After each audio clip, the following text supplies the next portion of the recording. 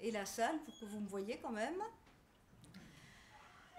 Donc pourquoi cet atelier? Ça je vous l'ai dit. Donc en tant que consommateur, donc si vous voulez dans la vie de tous les jours, si vous avez envie de faire ou si vous avez besoin de faire un emprunt immobilier, si vous voulez vous intéresser à un placement financier, eh bien assez rapidement vous aurez accès à des simulateurs. Hein. Déjà sur internet on en trouve plein.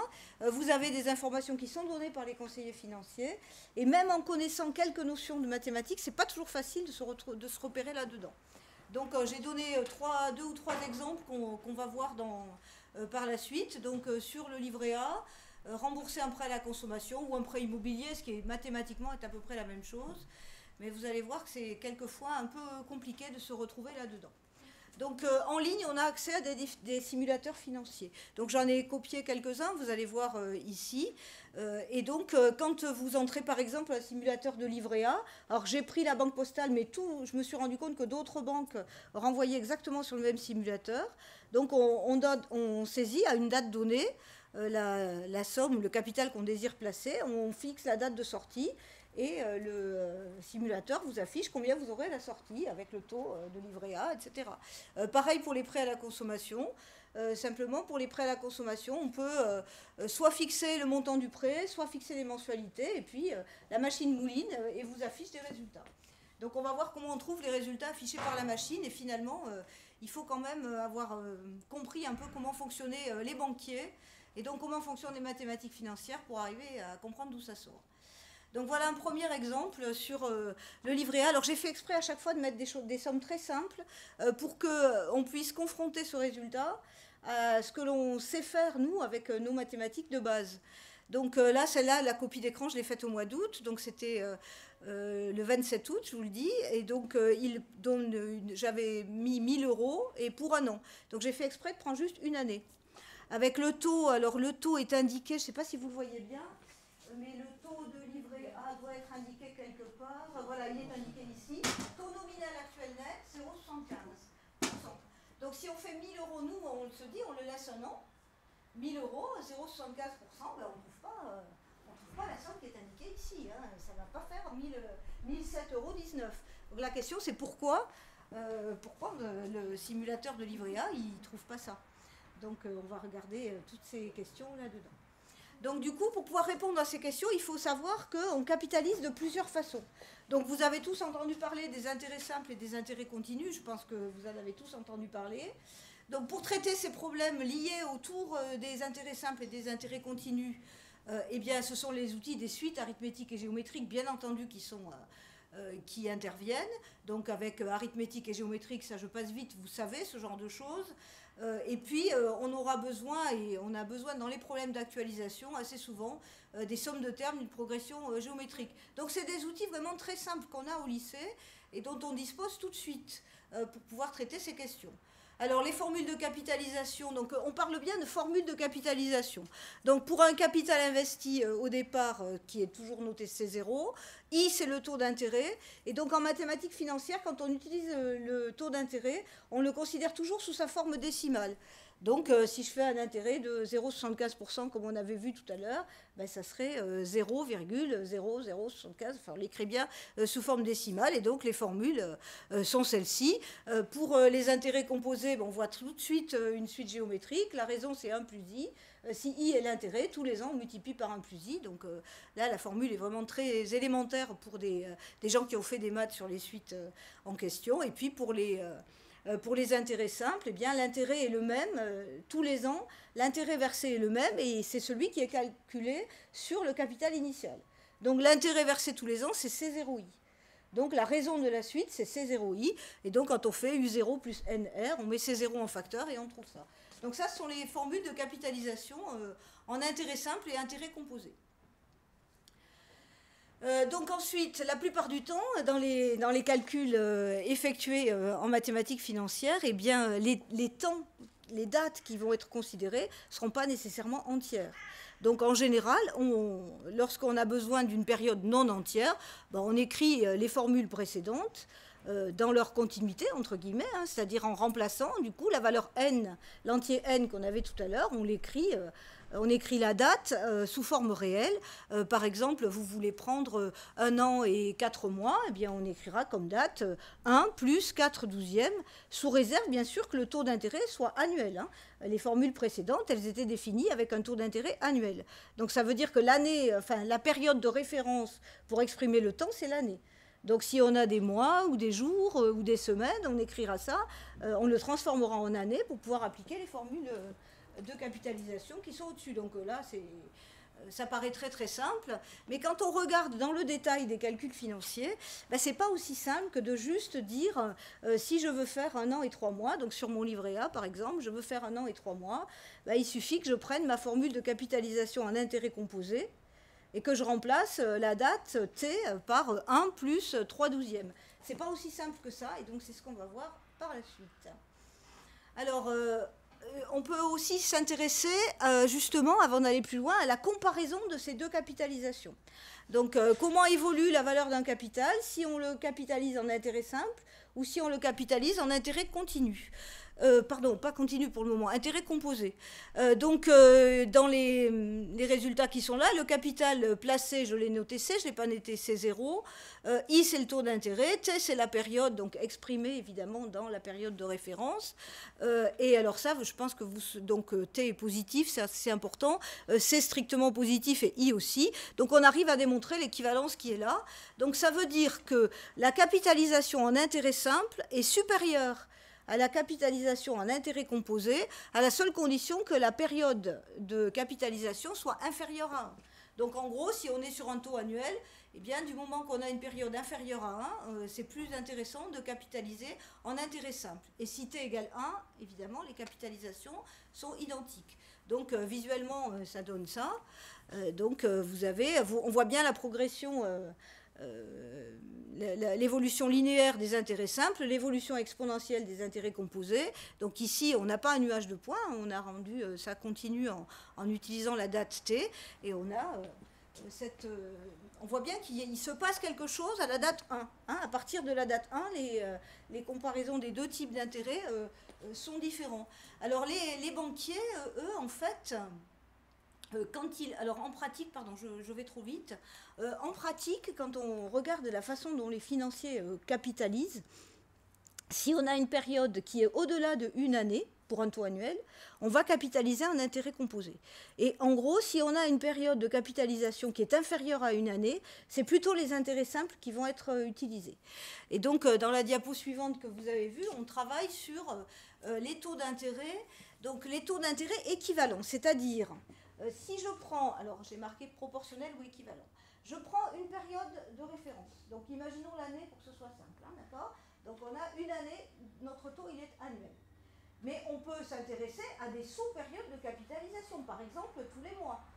Et donc déterminer un taux équivalent ici, c'est donc déterminer un taux qui sur la petite période, qu'on pourra appliquer plutôt sur la petite période pour que à la fin de la période complète, on ait la même capitalisation. Donc, si on est en intérêt simple, on a vu tout à l'heure qu'en intérêt simple, l'évolution est linéaire, hein, d'accord? Donc là, du coup, c'est très très facile. Si vous avez 12% pour l'année, bah, vous aurez 1% pour le mois. Et donc, quand on raisonne comme ça, on dit qu'on raisonne en taux proportionnel. On prend le taux annuel, on le divise par 12 pour trouver le taux mensuel, et ça permet de travailler toujours sur la fameuse droite qu'on a vue tout à l'heure.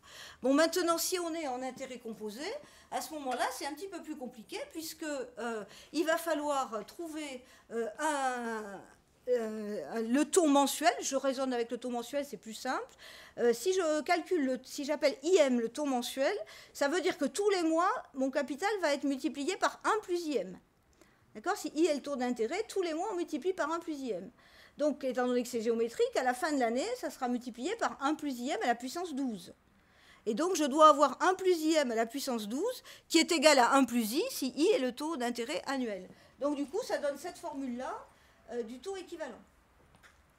Donc, le taux équivalent sur une sous-période, on l'obtient en faisant 1 plus I puissance 1 sur P moins 1.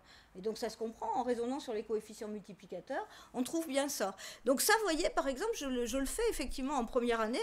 Donc, ça veut dire qu'en première année, ils vont tout de suite avoir besoin d'utiliser la racine PIM ou la racine énième plus généralement. Et ces notions-là, on va les voir avec eux dès le début de l'année parce qu'elles sont utiles dans ce genre de situation. Donc maintenant, on sait faire, quand on passe sur une petite période, on sait calculer le taux mensuel équivalent, que ce soit en intérêt simple ou en intérêt composé. Alors, les pratiques bancaires, donc je vous disais que l'intérêt simple est utilisé pour des durées inférieures à une année, et puis plutôt les intérêts composés pour des placements à long terme. Donc, ce qui est intéressant pour les pratiques financières, c'est que lorsqu'on a un taux annuel, on nous donne un taux annuel. Donc, si le même capital, il est placé pendant 4 ans, on va compter ce taux annuel comme étant un taux composé. Donc, on raisonnera avec une suite géométrique. Mais ensuite, s'il nous reste 3 mois de plus, eh bien, sur les petites périodes, la banque va raisonner en taux proportionnel et en intérêt simple. Donc, pour avoir un taux mensuel, elle prendra le taux annuel et elle le divisera par 12 pour calculer sur une petite période, sur une durée d'une année. Et c'est ce qui se passe pour le livret A. Alors, si tout va bien, c'est juste après. Voilà. Donc, on va reprendre la simulation que je vous montrais tout à l'heure en vous disant le livret A, la simulation de livret A affiche pour placer 1 000 € pendant un an à partir du 26 août. Donc c'était peut-être même le 27 d'ailleurs tout à l'heure, on affiche un résultat à la fin de la période qui n'est pas égal à ce que l'on attendait avec le taux d'intérêt qui est annoncé. Parce que nous, profs de maths, on aurait calculé ça. 1 000 € multiplié par 1 plus I étant le taux annuel, et donc on s'attend à trouver 1 7,50 €. Et donc le simulateur ne trouve que 1 7,19 €. Et donc en fait, il faut se mettre dans la logique des pratiques bancaires pour pouvoir comprendre d'où ça sort. Et alors, en fait, ça vient de là. Donc, d'abord, ça, vous devez le savoir, sur un livret A, on capitalise par quinzaine. Hein. Et donc, évidemment, une quinzaine qui n'est pas révolue n'est pas comptabilisée. Hein, d'accord ? Donc, en fait, ici, on va calculer par quinzaine. Et comme une quinzaine, c'est une durée inférieure à une année, le taux utilisé pour une quinzaine, c'est le taux annuel, donc divisé par 24, puisqu'il y a 24 quinzaines, voilà, vous l'avez en deuxième partie, 0,75% divisé par 24, parce que sur l'année, ça fait 24 quinzaines. Donc si je veux un mois, à la limite, je le divise par 12, ça me donnera le taux mensuel, et si je divise par 24, ça me donnera le taux sur une quinzaine. Donc ça va fonctionner comme ça. Et ensuite, en plus, comme c'est une petite durée, on calculera en intérêt simple. Alors, voilà ce que ça donne. Donc on se place en 2016. Donc la date que j'avais choisie, c'était fin août. Donc ça veut dire qu'au mois d'août, on ne compte pas de quinzaine, puisque j'étais sur le 26 ou 27 août, je ne sais plus. Donc la deuxième quinzaine d'août, elle n'est pas comptabilisée dans la capitalisation. Donc ça veut dire qu'on compte donc août, septembre, octobre, novembre et décembre. Voilà, ça fait 4 mois. Donc du coup, on compte 4 mois. Donc vous voyez, 4/12e. Hein, la date, c'est 4/12e. Et donc, je capitalise en intérêt simple. À partir de 1 000 €, la capitalisation en intérêt simple tout à l'heure, c'était C0, facteur de 1 plus TI. Donc, le C0, c'est 1 000 €. Le 4/12e, c'est la date, hein, le 4/12e. Et puis, le 0,075, c'est le taux annuel. Donc, vous pourriez dire aussi que c'est 4 fois 0,075 sur 12, en disant comme ça, j'ai trouvé mon taux mensuel. Donc on trouve 1 250 €. Et ensuite, on passe à l'année d'après. Mais l'année d'après, on va retravailler avec ce taux-là. Donc ça veut dire qu'on capitalise bien les intérêts sur l'année. C'est-à-dire sur l'année, au cours de l'année 2016, on a trouvé 1 250 €. Et donc sur l'année 2017, on redémarre avec 1 250 €. Donc c'est pour ça que le livret A peut vous dire qu'il capitalise les intérêts de manière annuelle. Et donc ensuite, on calcule en 2017 combien il y a de mois, donc combien il y a de quinzaines en fait. Donc les mois complets, c'est de janvier à juillet, donc ça fait 7 mois complets. Et puis au mois d'août, il y a la première quinzaine d'août qui va compter, puisque du coup, j'étais autour du 26-27 août, je ne sais plus des dates exactes, mais en tout cas, la deuxième quinzaine d'août, elle ne peut pas compter en termes de capitalisation. Donc il n'y a qu'une quinzaine à août. Donc du coup, le calcul à faire, c'est on repart du capital de l'année précédente, donc le 1 250, et on réutilise la formule des intérêts simples. Et donc en faisant comme ça, on retrouve bien ce qui était affiché sur le simulateur. Alors on peut s'amuser à proposer d'autres situations. Ça, c'était juste 1 000 € sur une année. Mais ce que je voulais vous montrer ici, c'est que en fait, on a l'impression qu'on sait plein de choses sur les capitalisations. On se dit impeccable, c'est suite composée, enfin, je multiplie par 1 plus i. Et puis, quand on le confronte à ce que vous affiche le simulateur, eh bien, c'est plus compliqué. C'est plus compliqué à cause de ça. C'est-à-dire, alors là, je ne me suis pas amusée à faire le truc, mais je suis sûre que si on le met du 1er janvier au 1er janvier, sur une année à partir du 1er janvier, on trouvera ce qui est attendu. Mais pas si on le met en cours d'année, parce que du coup, il y a ce calcul mixte entre les intérêts simples sur une partie et sur l'autre partie, oui. Il faut savoir sur les autres placements autres que livret A, est-ce que c'est... Enfin, ceux qui ne sont pas calculés par quinzaine, en fait, ça revient quand c'est intérêt simple, on est divisé par 365. Alors ensuite, tout dépend, parce que si vous voulez un intérêt journalier, il y a, dans certaines situations, on va considérer que l'année a 360 jours, et dans d'autres situations, 365 jours. Donc les intérêts simples, par exemple, là je ne l'ai pas mis sur mes diapositives, mais les calculs en intérêt simple, ils sont utilisés pour tous les calculs qui s'appellent les calculs d'escompte. Donc ça concerne davantage les entreprises que vous et moi, consommateurs, mais il arrive qu'une entreprise ait besoin de trésorerie à un moment donné dans son fonctionnement. Donc elle va voir sa banque et elle demande de la trésorerie à la banque, en disant, quelquequefois c'est pour une courte période, hein, c'est juste pour attendre le paiement d'un fournisseur qui n'a pas payé, etc. Donc elle va donner, comment dire, accorder à la banque en quelque sorte un titre de créance. Donc la banque va aujourd'hui prêter une certaine somme d'argent, que l'entreprise remboursera, bon, mettons, 2 mois après ou 46 jours après, enfin, ça se calcule en nombre de jours. Et quand on fait ça, la somme en question est en général comptée, enfin, la valeur que l'on donne est la valeur finale, donc la somme que l'entreprise devra rembourser, et on calcule avec des intérêts simples journaliers, du coup, parce que c'est souvent exprimé en jours, et dans cette logique d'escompte, donc du coup ça s'appelle de l'escompte, l'année est considérée avec 360 jours. Alors ensuite, il y a d'autres situations où au contraire, on va compter 365 jours pour une année. Donc c'est vraiment très technique quand on rentre un petit peu dans le détail de ces calculs financiers. Alors, oui. Il y a une explication. C'est lié à des impossibilités de calcul précédentes. Non, c'est pas, je pense pas, hein, je pense pas, mais par contre, c'est vrai que c'est beaucoup plus simple. Vous avez vu la difficulté à trouver un taux équivalent. Donc, en fait, pour eux, c'est tout bêtement, c'est plus simple. Hein, on divise le taux, voilà. Sauf que maintenant, on va pouvoir faire des calculs. Ah, mais bien sûr, mais il n'empêche que la pratique est installée comme ça et que, du coup, parce que ils gèrent des calculs, effectivement, bien plus compliqués que ça. Ben, ils sont bénéficiaires. Ils ont bien compris ce que c'était que Mais bien sûr.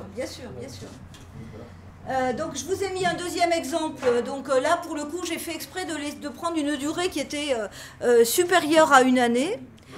Donc pour vous montrer que finalement, quand on a un plus grand nombre d'années, eh bien, donc ici je m'étais mis en octobre 2016 et puis j'ai donné une durée de 4 ans, 4 ans et 3 mois. Donc du coup, le livret A, il va calculer pareil, c'est-à-dire qu'il va se mettre d'octobre 2016 jusqu'à la fin de l'année. Donc on comptabilise les quinzaines, bon je passe sur les détails. Ensuite, on obtient ce capital-là à la fin de l'année. Et ce capital-là, on va le valoriser pendant 4 ans. Et là, c'est 4 années complètes du 1er janvier au 1er janvier. Donc du coup, on utilise la capitalisation en intérêt composé. Hein, on prend le C0, donc c'est le 1001,56, et on multiplie par 1,0075 à la puissance 4, puisqu'il capitalise pendant 4 ans. Et quand on fait ça, ben, en fait, on a fini la durée en question, parce que sinon, vous voyez que la durée que j'avais fixée se terminait au 14 janvier 2021. Et donc, du coup, comme c'est le 14 janvier, la première quinzaine de janvier, elle n'est pas comptabilisée. Oui, mais en fait, vu l'histoire d'équivalence, que les intérêts simples sont plus rentables pour une durée inférieure à 1 an, dans notre cas, Oui. En fin de compte, en calculant comme ça, ils avantagent le consommateur. Et ce qui fait perdre de l'argent aux gens, c'est que toutes les quinzaines ne sont pas comptabilisées. Voilà, aussi, bien sûr. Oui, parce que c'est vrai, on va le voir d'ailleurs, j'ai un graphique. Oui, bien sûr. Ce qui nous fait perdre de l'argent, puisque tant que c'est moins qu'une année, on y gagne. Oui, tout à fait. Mais après, il y a les histoires de quinzaines qui sont, on prend qu'une quinzaine partielle. Donc voilà ce que ça donne. En fait, la modélisation, c'est celle-ci. C'est-à-dire que si vous regardez en bleu, la courbe en bleu, c'est la courbe de composition au taux composé. Donc on a une courbe exponentielle, où là on la traite de façon continue, c'est-à-dire c'est bien le C0 1 plus I puissance T. Et en fait, le fonctionnement du livret A, c'est ça. Mais comme vous le dites, effectivement, c'est pas tout à fait ça. C'est-à-dire que là, ce que j'ai modélisé, c'est le fonctionnement avec des intérêts simples sur chaque période de une année. Donc ça veut dire qu'on part du capital du début de l'année au capital de la fin de l'année en y allant linéairement, puisqu'on utilise le taux proportionnel sur cette période-là. Mais après, on recapitalise les intérêts. Donc le modèle, c'est celui-ci, mais c'est vrai qu'en pratique, du coup, presque à chaque fois, on a 2 quinzaines qui sautent. Oui, c'est ça. Puisque la quinzaine qu'on considère au début, elle est blanchie puisqu'on ne l'utilise pas, et puis celle de la fin, souvent, elle est blanchie aussi. Enfin bon, ça permet au moins de voir un peu comment sont calculés ce type de capitalisation. Est-ce qu'on a une historique sur pourquoi ça reste à la quinzaine Ah non, alors ça, il existe sûrement, mais je n'ai pas l'information. Je ne peux pas vous répondre là-dessus, là je ne sais pas.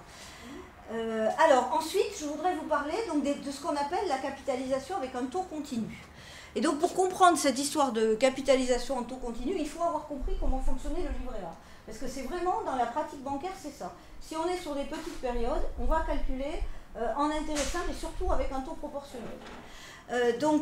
Alors pourquoi c'est intéressant de travailler sur ce principe de taux continu, c'est que on a des situations où les flux financiers sont très fréquents, arrivent de façon très fréquente sur les comptes. Donc vous avez bien sûr entendu parler des marchés boursiers où là on a des raisonnements qui se font quelquefois en nanosecondes. Vous savez tous que ça va très très vite, mais bon, j'irai pas trop sur ce domaine-là. Mais si on regarde par exemple des sociétés qui sont ouvertes 24 heures sur 24, des supermarchés qui sont toujours ouverts, ou donc des sociétés d'autoroutes, là on peut imaginer qu'on a des flux financiers qui arrivent sur le compte de la société en question de façon très très fréquente. Donc avec des intervalles de temps entre 2 versements qui sont infinitésimaux, qui sont très petits. Et donc c'est à l'occasion de ces situations qu'on introduit les taux continus. Donc un taux continu, ça va être un taux qui va s'appliquer sur chaque petite période de temps à la manière d'un taux d'intérêt simple. D'accord ? Et donc on parlera dans ce cas-là, on parle de capitalisation instantanée, et je vais le modéliser de 2 façons différentes qui peuvent être intéressantes, je pense, pour des profs de maths. Alors, d'abord, je regarde ce qui se passe quand je capitalise sur des sous-périodes. Et ça, je vous l'ai déjà dit tout à l'heure, si je calcule un taux annuel petit i, et que mon année est divisée en k sous-périodes, et bien sur chaque sous-période, je vais décider d'utiliser le taux proportionnel. Parce que je vous ai dit que quand je raisonnais avec cette logique de taux continu, quand je suis sur des petites périodes, j'utilise le taux proportionnel. Donc si j'ai k sous-périodes, que mon taux annuel c'est i, le taux proportionnel pour une sous-période c'est i sur k. D'accord ? Donc ça veut dire que sur chaque sous-période, le capital que j'ai sur le compte, il est multiplié par 1 plus i sur k. Ça va ? D'accord ? I c'est le taux annuel du départ, un taux annuel actuariel, je considère son taux proportionnel, et du coup à la fin, j'obtiens un taux à la fin de l'année qui est, donc je l'ai mis effectif, qui vérifie 1 plus IE, du coup, égale 1 plus I sur K, le tout à la puissance K. Parce que chaque sous-période, je multiplie par 1 plus I sur K. Donc comme j'ai K sous-période en tout, à la fin de l'année, enfin à la fin de la période complète, j'ai multiplié par 1 plus I sur K à la puissance K. Et donc ça me donne le coefficient multiplicateur global, pour toute l'année globale. Donc ça veut dire que le taux effectif, il devrait correspondre à 1 plus IE, donc égale ce coefficient. Donc ce qu'il faut retenir, en tout cas, de cette diapo, c'est que quand on capitalise avec un taux fractionné, comme ça, avec un taux proportionnel sur chaque période, à la fin de l'année, le taux correspondant, c'est 1 plus I sur K à la puissance K. Et puis, j'espère que vous voyez les maths qu'il y a derrière, parce que maintenant, K, je vais le faire tendre vers du coup, K, je vais le faire tendre vers l'infini de manière à ce que j'ai une sous-période de plus en plus... j'ai une période de plus en plus... Non, K tend vers 0 parce que j'ai une... Ouais, zut, je ne vous le fais pas comme il faut. Je fais tendre K vers l'infini, c'est le nombre de sous-périodes qui tend vers l'infini, donc la période de temps devient de plus en plus petite. Et donc, vous savez tous, vous connaissez, je pense, ce résultat. D'accord ? Donc c'est un résultat très connu sur la fonction exponentielle. Et ça, par contre, nos étudiants de Lyon 2, ils ont un peu de mal avec ça. Mais donc, quand K tend vers l'infini, le coefficient multiplicateur, donc 1 plus K, R sur K, le tout à la puissance K, ce coefficient multiplicateur, il est proche de exponentielle R, si R, du coup, est mon taux effectif. Non, il est proche de E puissance R. Ça veut dire que sur une période de capitalisation, mon capital sera multiplié par E puissance R. D'accord? Puisque j'ai dit tout à l'heure, sur une période, il était multiplié par 1 plus R sur K à la puissance K. Donc, sur une période complète, il est multiplié par E puissance R. Du coup, on obtient la formule de capitalisation en taux continu. Alors, je m'aperçois que sur la diapo précédente, j'aurais dû conserver R et pas I. Il y a des petites modifications. Si je mets le truc en ligne, je modifierai. Donc, vous avez le capital qui est multiplié par E puissance R. Donc, quand on raisonne en taux continu, donc taux continu, ça veut dire qu'on fait des taux proportionnels sur les toutes petites périodes. On obtient cette formule de capitalisation. Le capital à la date T, c'est le capital à la date C0 multiplié par exponentielle RT. Donc c'est une autre façon de capitaliser les intérêts. Alors, il y a une autre, je vous ai dit qu'il y avait deux points de vue pour aboutir à cette capitalisation en intérêt, enfin avec un taux continu. L'autre point de vue, c'est point de vue différentiel. Donc cette fois-ci, on va se dire que quand on prend un intervalle de temps tout petit, donc entre les instants t et t plus delta t, eh bien les intérêts que l'on récupère autour de cette période sont proportionnels, puisque je raisonne d'un intérêt proportionnel, au taux que j'ai pris pour toute l'année, donc au taux R, à la valeur que j'ai à ce moment-là, et à la durée. Et la durée à partir de l'instant T, c'est la durée delta T. Donc ça veut dire que l'augmentation de capital qui est consécutive à ce petit instant delta T, eh bien ça va être écrit comme ça. Donc je vais avoir delta C égale RC de T delta T. Donc vous voyez que je peux écrire du delta C sur delta T et donc écrire une équation différentielle qui va modéliser cette situation. Donc du coup, on est amené à résoudre cette équation différentielle. C'est pareil, elle est très classique. Et sa définition, c'est ce qu'on a ici. Sa résolution, C de t égale C de 0 exponentielle RT. Donc on retrouve la formule de capitalisation qu'on a obtenue tout à l'heure en passant par les taux proportionnels sur des petites périodes. Donc la valeur, ici, on a une croissance exponentielle, évidemment, avec un taux de croissance constant qui est R. Donc ça, c'est des modèles qu'on voit, enfin qu'on voyait en tout cas en terminale dans l'ancien programme. Hein. Dans le nouveau programme, je ne crois plus qu'il y ait les équadifs.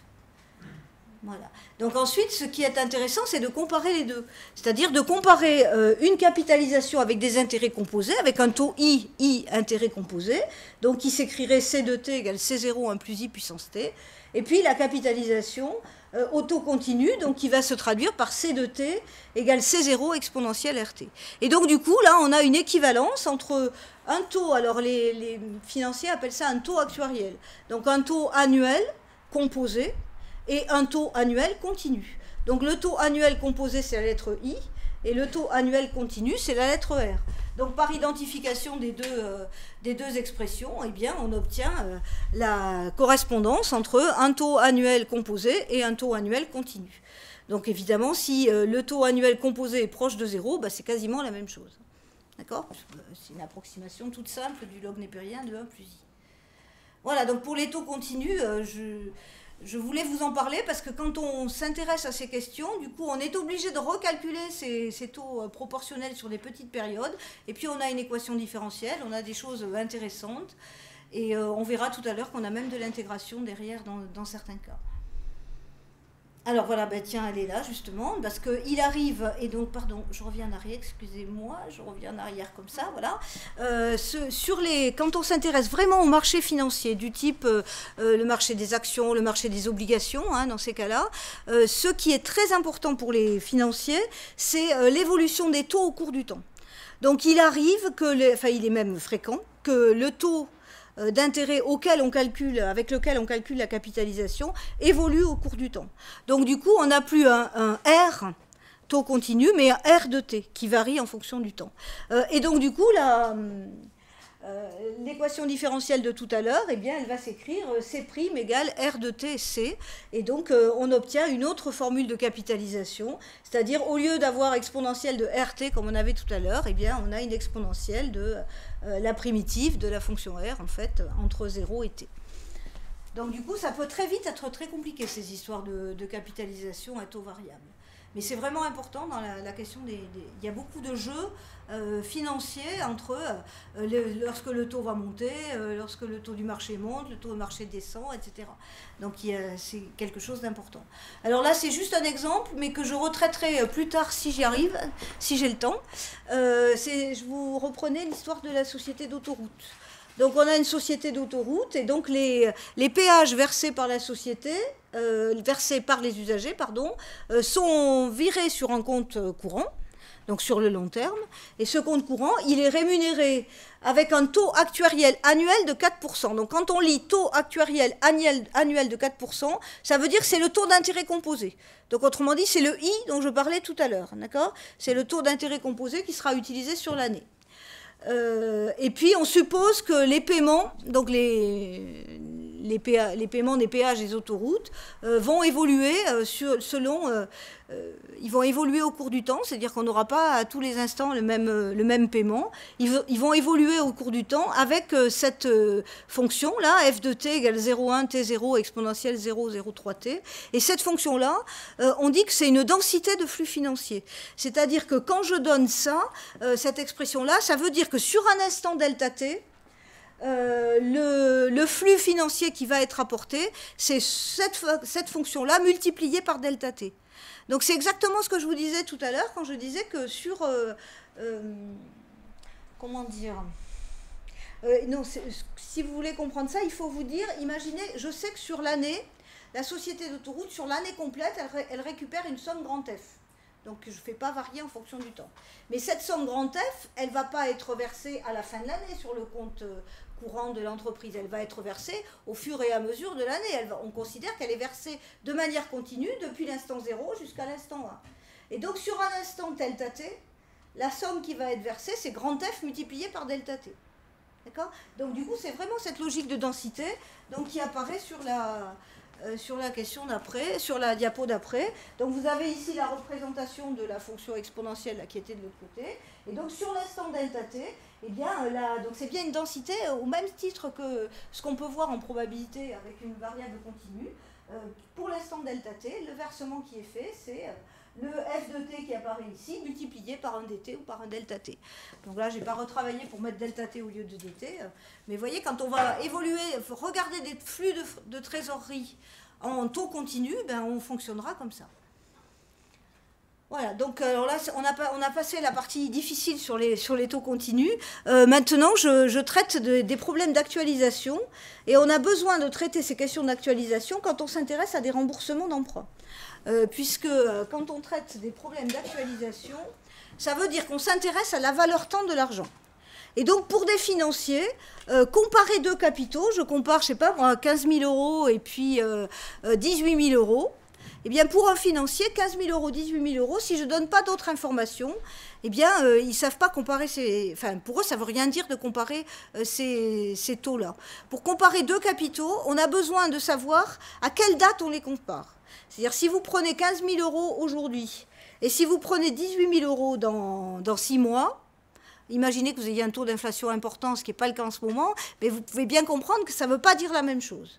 Et donc, les logiques d'actualisation, ça veut dire considérer des capitaux avec un taux d'intérêt donné et surtout considérer à la même date. Et donc, comme on dit actualisation, c'est souvent à la date zéro du placement ou du montage financier qu'on considère. Alors ici, ce que je vous ai mis sur la diapo, c'est évidemment, on s'intéresse à ces questions-là, de valeur de l'argent au cours du temps, dans deux situations différentes. D'une part, si on épargne, donc celle-ci, on l'a vu, c'est facile, hein, c'est-à-dire on place un capital et puis on regarde à la sortie combien il va valoir. Et d'autre part, si on emprunte. Alors si on emprunte, aujourd'hui, on sait combien on va recevoir, mais la somme que l'on va emprunter, petit à petit, il va falloir la rembourser.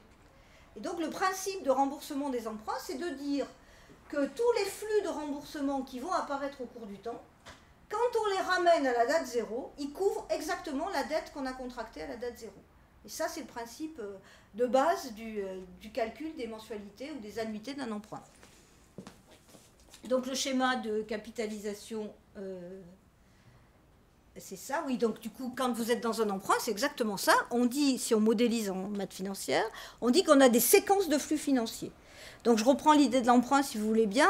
À la date 0, du coup, vous allez avoir, puis si vous êtes sur l'emprunt, vous allez avoir un flux qui est positif, parce que vous allez recevoir de l'argent. Et puis, au fur et à mesure de votre période, de votre délai de remboursement, vous aurez des flux négatifs, puisque petit à petit, il faudra que vous remboursiez l'emprunt que vous avez contracté. Alors, une autre idée, c'est de prendre un investissement dans une obligation, par exemple, sur le marché obligataire. Donc, à la date 0, on achète l'obligation. Donc là, on a un flux négatif, puisqu'on dépense de l'argent. Et cette obligation, au fil du temps, elle va rapporter des dividendes, donc on appelle les coupons pour les obligations. Donc au fil du temps, on aura des flux financiers qui correspondent au versement des dividendes ou au versement des coupons, et à la toute fin, au versement du remboursement de l'obligation. Parce que quand on considère une obligation sur le marché obligataire, quand on achète une obligation, au moment où on achète l'obligation, on sait combien on va l'acheter, parce que le prix est indiqué, on sait combien ça va durer, et on connaît les remboursements, ils sont fixés à l'avance. D'accord ? Et la date de remboursement et les coupons. D'accord ? C'est si on veut l'acheter ou la revendre avant son terme que là, du coup, les modifications de taux financiers vont intervenir. Donc, quand on modélise des mathématiques financières, on travaille sur ces séquences de flux. Donc, voilà ce que ça donne, une séquence de flux. Donc là, c'est plutôt un flux correspondant à c'est plutôt une séquence de flux correspondant à une obligation. Puisque vous avez une dépense à la date 0 et des rentrées d'argent sur les autres dates. D'accord ? Donc, à chaque fois qu'on a une opération financière un petit peu plus compliquée que le livret de caisse d'épargne, eh bien, on représentera ça par un diagramme de flux financier. Et donc, en principe, les diagrammes de flux financiers doivent être équilibrés. Donc, l'équilibre d'un diagramme de flux financier, eh bien, dire que deux flux monétaires sont équivalents, je vous ai dit, c'est dire qu'à la même date, calculé avec le taux d'intérêt, ils ont la même valeur. Donc, si je veux équilibrer une séquence de flux financiers, je vais choisir une date, et à cette date-là, les dépenses et les recettes ramenées à cette date-là, ça doit être équilibré. Et donc l'actualisation, c'est l'opération qui consiste à ramener à une date donnée le montant en question. Donc si je raisonne à taux composé, par exemple, eh bien quand j'ai cette situation-là, donc là j'ai un truc très simple, hein, le F0 au départ, et puis F1, F2, F3, si je veux ramener la valeur F3 à la date 0, eh bien, il va falloir que je divise par 1 plus i au cube, si je raisonne en intérêt composé. D'accord ? Puisque toutes les années, je multiplie par 1 plus i. Donc, chaque fois que je reviens en arrière, je divise par 1 plus i. D'accord ? Donc, quand je suis en intérêt composé. Mais c'est surtout en intérêt composé qu'on va raisonner. Donc, du coup, là, je vous ai mis les formules d'actualisation dans les 3 types d'intérêts que nous avons vus. Donc, en intérêt simple, les formules d'actualisation, c'est facile, il faut qu'on trouve C0. On connaît Cn et il faut qu'on trouve C0.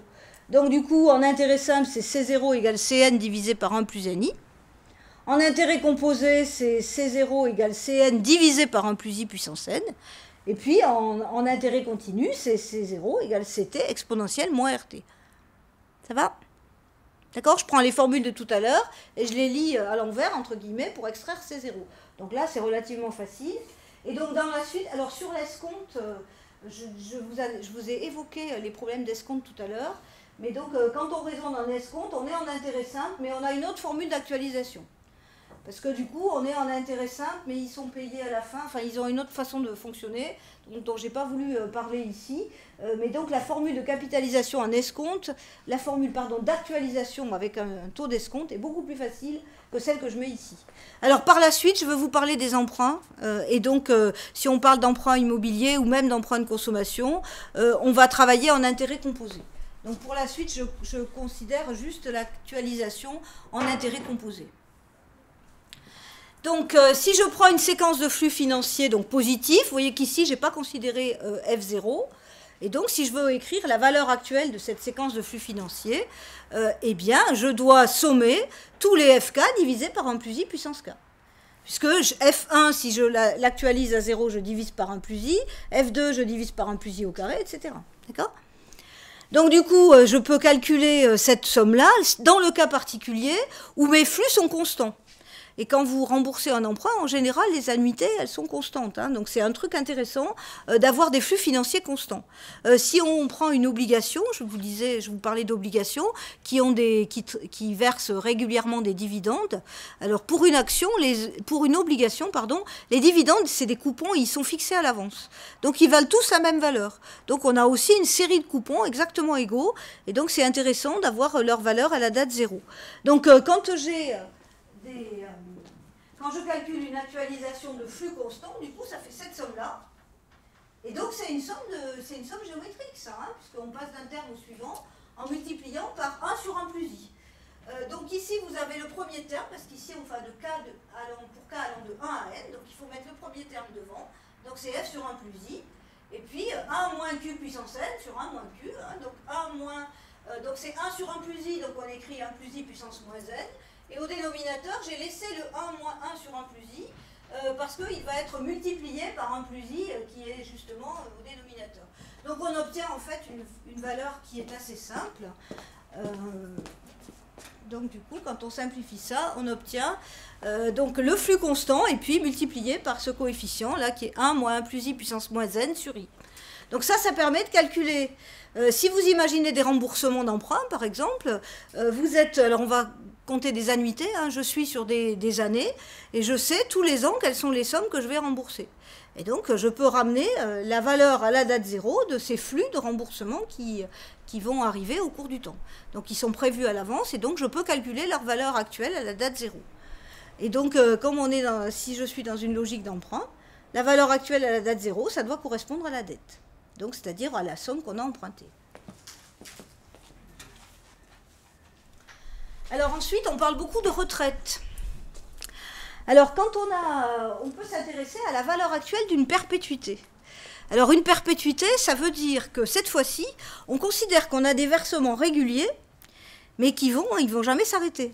Donc ils vont aller jusqu'à l'infini.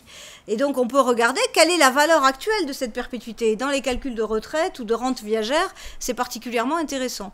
Et donc pour calculer la valeur actuelle de cette perpétuité, je prends la formule précédente et je fais tendre n vers l'infini. Donc du coup, au numérateur, j'avais 1 moins 1 plus i puissance moins n. Donc comme i, c'est un taux d'intérêt, il est positif. Donc 1 plus i... c'est supérieur à 1, donc 1 sur 1 plus i, c'est compris entre 0 et 1, et donc cette limite-là, je la connais bien, elle est égale à 1. Donc la valeur d'une perpétuité, c'est donc f sur i. D'accord ? Donc ça veut dire que si on envisage un versement régulier, constant, de montant f avec un taux d'intérêt i, et que je ramène tout ça à la date d'aujourd'hui, eh bien, à la date d'aujourd'hui, il faut avoir la somme correspondant à f divisé par i. D'accord ? Donc, on peut se servir de ce genre de calcul dans les questions de retraite, par exemple, ou de rente viagère, c'est intéressant aussi. Alors, les emprunts, je vous en ai parlé, mathématiques des emprunts. J'espère que je ne vais pas trop vite. Je veux vous dire beaucoup de choses, donc je vais peut-être un peu vite. Mais là, je vais peut-être prendre mon temps davantage sur les emprunts. Donc, dans le cas d'un emprunt, donc le flux initial F0, celui dont je parlais tout à l'heure, le flux initial F0, il est positif, puisqu'on récupère une somme d'argent à la date 0. Et ensuite, les flux futurs sont négatifs, ce sont les annuités de remboursement. D'accord ? Tout ça, je pense que je vous l'ai déjà dit. Donc, pour calculer les mensualités d'un emprunt ou les annuités d'un emprunt, on considère que la séquence des flux financiers est équilibrée. Donc, à la date 0, tout est équivalent. Les capitaux sont équivalents à la date 0. Alors maintenant, dans les emprunts, il y a deux types principaux sur les emprunts. On a deux formules de remboursement, soit des annuités constantes, soit des amortissements constants. Donc vous avez pu entendre parler de ça. Par exemple, il y a quelques années, alors je ne sais pas si c'est toujours le cas, mais il y a quelques années, quand on faisait un emprunt immobilier, on avait le droit de rembourser les intérêts enfin pas de rembourser, mais de déduire de ses impôts les intérêts des premières années. Donc on avait intérêt à choisir une formule de remboursement où les premières années, les intérêts étaient plus importants que le remboursement du capital. Hein, d'accord ? Et donc par contre, il y a quelquefois des formules où au contraire, on a intérêt à rembourser le capital au fur et à mesure. Et donc là, c'est ce qu'on appelle l'amortissement constant. Donc il y a deux types de formules dans les remboursements de prêts. Alors du coup, il faut savoir ce que c'est. J'ai parlé d'amortissement. Donc ce qu'on appelle l'amortissement, c'est la partie du capital qui est remboursée avec chaque annuité. Donc quand vous remboursez un emprunt, dans chaque annuité de remboursement, ou chaque mensualité, c'est pareil, vous allez avoir une part d'intérêt remboursée et une partie du capital qui est remboursée aussi. Donc ça, la partie du capital qui est remboursée, donc ça s'appelle les amortissements. Alors, pour chaque emprunt, donc, on réalise un tableau d'amortissement. Et donc, justement, les banques, quand on fait un projet immobilier, en principe, elles fournissent un tableau d'amortissement. Donc, le tableau d'amortissement, en général, les conseillers financiers, ils ne savent pas du tout ce que c'est. Hein. C'est-à-dire qu'ils ont... il est facile à faire sur tableur. C'est-à-dire qu'avec un tableur, c'est quand on a compris comment ça marche, c'est très facile de faire ça sur un tableur. Alors, on peut aussi essayer de le modéliser mathématiquement et de regarder quelles sont les suites qui interviennent là-dedans. Alors, sur la diapo d'après, donc ça, je vais aller là-bas, je pense que je vous en ai mis un. Voilà. Donc, un tableau d'amortissement, ça se présente comme ça. Donc on a une colonne pour les dates d'échéance de remboursement, bien sûr. Donc ici, elles vont de 0 à n. On a une colonne dans laquelle on calcule les intérêts que l'on rembourse à la banque à l'échéance en question. Une colonne où on met l'échéance, donc ça correspond à l'annuité ou à la mensualité. Hein. Ça, c'est la somme qu'on va rembourser cette année-là, enfin à cette période-là, et l'amortissement. Et à la fin, on s'intéresse toujours au capital restant dû. Alors, ces tableaux d'amortissement, il faut les lire ligne par ligne. Hein. Donc, je prends la première ligne, t égale 0. Donc, à la date où je fais t égale 0, ben, j'ai un capital restant dû, qui est le capital que j'ai emprunté. Évidemment, à la date 0, j'ai ce capital restant dû. Alors, si je regarde à la date 1, donc à la date 1, je suis ici. Donc, ici, je devais la somme C. Donc, au cours de quand je me place à la date 1, il y a une période qui s'est écoulée. Donc, lorsque cette période est écoulée, je dois verser les intérêts correspondant à cette somme. Donc, sur cette période-là, les intérêts que je dois verser, c'est ça. C'est mon taux d'intérêt multiplié par le capital en question. D'accord? Donc, les intérêts que je vais verser ici, au cours de la période 1, ça correspond au capital restant dû multiplié par les intérêts. Ensuite, j'ai mon échéance, donc ça, c'est mon montant de remboursement. Et donc, l'amortissement, je l'obtiens en faisant... l'échéance, c'est-à-dire ce que j'ai payé à la banque, et je déduis les intérêts, qui eux servent à payer finalement, à rémunérer la banque. D'accord? Donc du coup, l'amortissement, c'est ça. C'est le versement que je fais cette année-là, diminué des intérêts que j'ai servi à la banque pour la payer du capital qu'elle m'a prêté. Donc du coup, à la fin de la première année, il me reste un capital restant dû qui est ça. Le capital que je devais l'année d'avant, moins la part de capital que j'ai déjà remboursée. Ça va? Vous avez compris comment? Donc c'est pour ça que c'est facile à faire sur tableur. Parce que tout ce que je viens de faire, c'est des opérations entre les cellules du tableur. Donc on programme correctement sa première ligne du tableur, après on tire vers le bas et tout va bien. Hein. Alors ensuite, la deuxième ligne, par exemple, je n'ai pas fait t égale 2 sur le tableau, mais ici, du coup, là, à la date 1, le capital restant dû, c'est ça.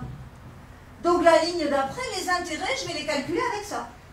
Donc les intérêts, ici, je mettrai I2 égale I multiplié par C1. Ensuite, j'aurai mon échéance, donc j'appelle F2 ici. Et l'amortissement, ça sera le paiement que j'ai effectué, moins les intérêts que j'ai déjà versés. D'accord? Donc ensuite, la formule générale, elle est ici. Donc quand je me place à l'échéance K, les intérêts payés à l'échéance K, c'est donc le capital restant dû, la ligne auparavant, multiplié par I. Donc la ligne auparavant, c'est la ligne K-1, le capital restant dû, c'était CK-1 avec les notations qui sont là. Là c'est l'annuité de remboursement, et l'amortissement, c'est FK moins IK. Donc l'échéance que je viens de payer, diminuée des intérêts que je dois payer sur cette période-là. Et le capital restant dû, je prends le capital qui était restant dû, la ligne d'avant, et je le diminue de l'amortissement de cette période. Donc on déroule comme ça tout ça, évidemment. En principe, si tout va bien, à la fin, on obtient CN égale 0, c'est-à-dire qu'à la dernière étape, quand nos échéances elles ont été calculées pour ça, quand on arrive à la dernière échéance de remboursement, on ne voit plus rien là. D'accord? Donc à la fin de la séquence, le capital restant dû est d'accord? Donc ça, c'est la modélisation générale, en fait, du tableau d'amortissement. Alors, les deux situations classiques dont on parlait, amortissement constant ou échéance constante. Donc, si je veux un amortissement constant, ça veut dire que je vais me cibler sur cette colonne-là. Et j'ai un capital à amortir, et donc à chaque échéance, je vais amortir ce qu'il faut pour qu'à la fin, j'ai amorti tout le capital. Donc, du coup, l'échéance, l'amortissement pour la date K, ça sera C sur N. J'ai N amortissements en tout, ils sont tous égaux, ils sont tous constants. Donc là, ça veut dire que dans cette situation, c'est la colonne des amortissements qui est déterminée. Hein, tous les amortissements seront égaux à C sur N. Et donc, quand je connais les amortissements, je vais en déduire les échéances. Parce que vous avez vu dans ma construction du tableau, la colonne des intérêts, elle est automatique, entre guillemets, elle se calcule à partir du capital restant dû.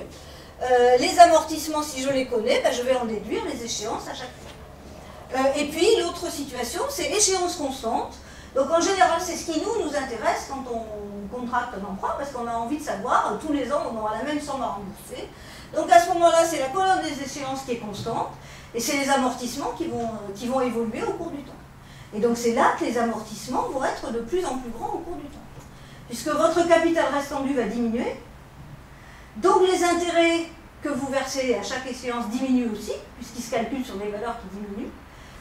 Et donc du coup, les amortissements augmentent. Puisque je retire les intérêts de l'échéance, si les intérêts diminuent, les amortissements augmentent. Et les amortissements constants, ils se font dans quelle situation? Parce que nous, on ne fonctionne pas là. Non, en général, on ne fonctionne pas comme ça, mais il y a des situations où c'est intéressant d'avoir des amortissements constants. Par exemple,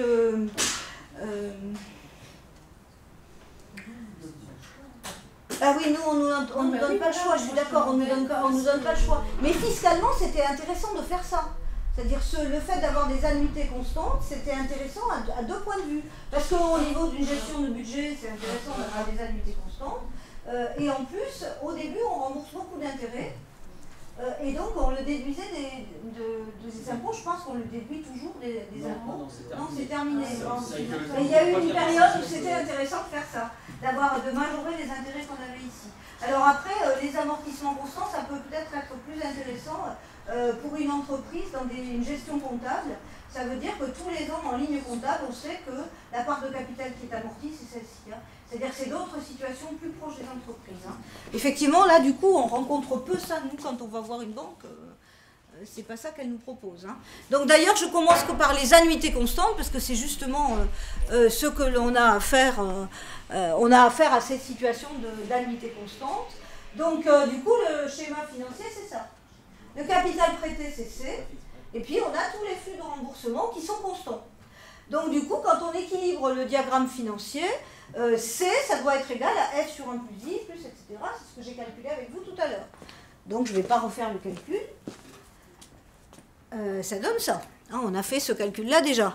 Et donc, quand on est dans la logique d'un emprunt, dans cette formule-là, on connaît le capital prêté, on connaît le taux d'intérêt, la durée aussi, et ce qu'on cherche, c'est la mensualité. Donc là-dedans, il faut extraire grand F, qui est alors l'annuité ou la mensualité, ça dépend de la période qu'on a retenue. D'accord ? Donc on a cette formule qui permet de calculer les annuités constantes pour un remboursement d'emprunt. Donc ici, si I est le taux annuel, grand F, ça donnera une annuité, hein, c'est-à-dire un remboursement annuel constant. D'accord ? Alors en fait, dans la pratique, on a des mensualités. Donc vous allez voir, je vais regarder avec les simulateurs, si on parle de mensualité, c'est encore compliqué. Mais le principe du remboursement, dans sa façon la plus simple de voir les choses, c'est ça. Hein, on équilibre des flux financiers. Donc autrement dit, on actualise à la date 0, et les remboursements à la date 0 doivent couvrir la dette. Hein, c'est assez simple à comprendre. Alors, quand on est en amortissement constant, donc là je ne vais peut-être pas la commenter en entier cette diapo parce qu'elle était un petit peu lourde, mais quand on est, ce que je démontre ici, c'est que quand on s'intéresse à un remboursement avec des annuités constantes, donc le type de remboursement finalement auquel nous sommes confrontés nous quand nous contractons un emprunt, eh bien la suite des amortissements, on peut démontrer qu'elle est géométrique de raison 1 plus I. Donc il y a des amortissements qui vont évoluer, on l'a dit tout à l'heure, et en fait ils évoluent sur une suite géométrique de raison 1 plus I. Donc là je fais la démonstration, c'est-à-dire je reprends les éléments du tableau d'amortissement que j'ai montré tout à l'heure, et on arrive à montrer que donc AK plus 1, c'est 1 plus I multiplié par AK, A étant correspondant aux amortissements. Donc ça veut dire que l'amortissement de la date K, c'est A1 multiplié par 1 plus I à la puissance K-1. Donc c'est bon, une petite manipulation à partir des nombres qui étaient indiqués dans le tableau d'amortissement sous sa forme mathématique tout à l'heure. Donc on arrive à démontrer ce truc-là, ça se fait assez bien, c'est un petit peu technique, mais ça se fait quand même bien. Donc ça c'est un truc important, c'est-à-dire si on a des annuités constantes, les amortissements évoluent, mais ils évoluent de façon géométrique. Donc c'est ce qu'on disait, non seulement ils augmentent, mais ils augmentent même de façon exponentielle, puisque ça suit une suite géométrique. Alors ensuite, on peut s'intéresser au capital restant dû, parce que vous avez vu dans mon tableau d'amortissement, tout à l'heure, on avait la dernière ligne qui était le capital restant dû. Alors d'abord, je vous dis pourquoi ça peut être intéressant de connaître le capital restant dû. On a beaucoup parlé ces derniers temps de renégociation de crédit. Hein, vous avez entendu sûrement, ou connu peut-être, des personnes qui avaient fait un emprunt immobilier sur une très longue durée, avec des taux qui étaient autour des 10%, et actuellement on arrive à trouver des taux, je ne sais pas, 6-7%, peut-être qu'on peut trouver des choses intéressantes, même peut-être plus bas. C'est ça 2%, encore mieux. Mais ça dépend de votre durée de remboursement. Donc à ce moment-là, quand on s'intéresse à une renégociation de crédit, en fait on va voir la banque. Et la banque, au moment où vous allez la rencontrer, elle rembourse l'emprunt que vous devez de manière anticipée, quitte à payer des pénalités, et elle vous refait un deuxième emprunt. Mais aussi bien pour rembourser l'ancien emprunt que de faire le nouveau, elle a besoin de calculer combien vous devez à la banque. Donc ça veut dire qu'à une échéance donnée, il est important de connaître le capital restant dû. Et donc il faut faire le calcul de savoir le capital restant dû. Donc ici, le capital restant dû à la date K, là, au départ, c'est facile, c'est le capital du départ, et puis j'enlève tous les amortissements.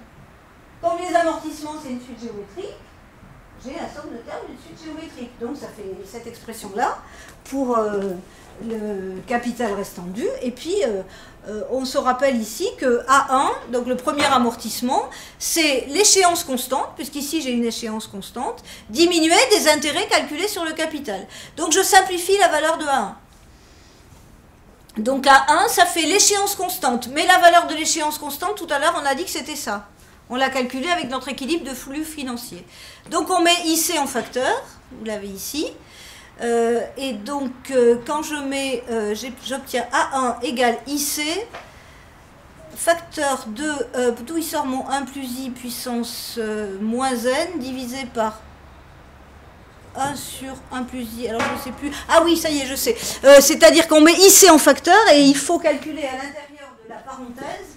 Si vous mettez IC en facteur ici, pardon, voilà, dans la parenthèse, vous avez 1 sur 1 plus I puissance moins N moins 1. Donc on calcule ce quotient et du coup on retrouve ça. Et donc en multipliant par 1 plus I puissance N en haut et en bas, on trouve ce qui est ici. D'accord? Donc ça c'est juste A1. Mais A1 que j'ai calculé en exploitant l'expression du remboursement constant qu'on avait calculé auparavant. Donc ensuite je remplace A1 par cette valeur-là, là-dedans.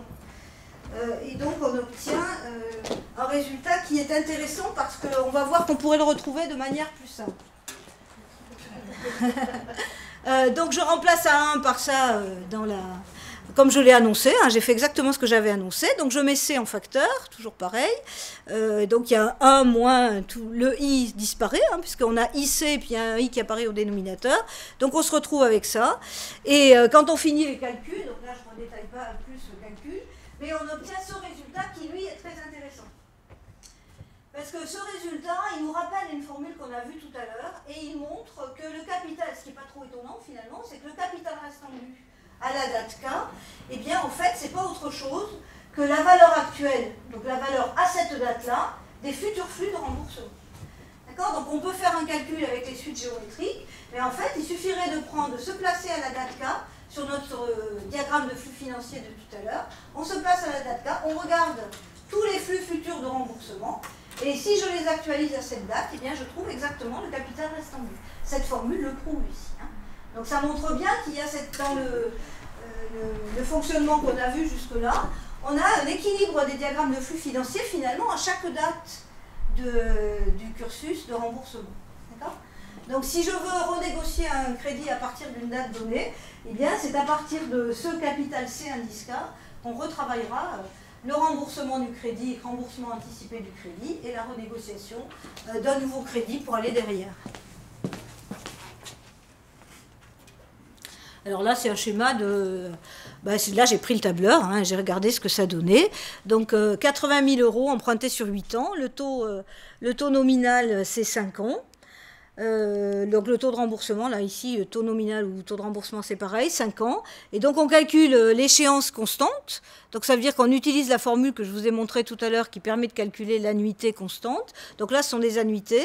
Donc, on trouve toujours la même somme. Enfin, on trouve 12 377,75. Donc, comme je le disais, dans la colonne des annuités, vous avez la même valeur ici. D'accord ? Ensuite, les intérêts, on peut calculer au moins au début. Pour la première période, on avait un intérêt de 5%.